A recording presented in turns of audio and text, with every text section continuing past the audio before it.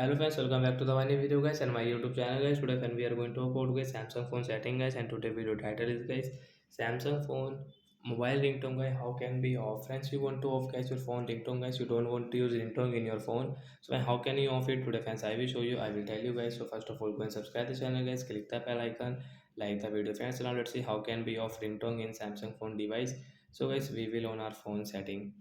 After on phone setting is click on guys your phone sound and vibration setting is, and first click on ringtone and get scroll it.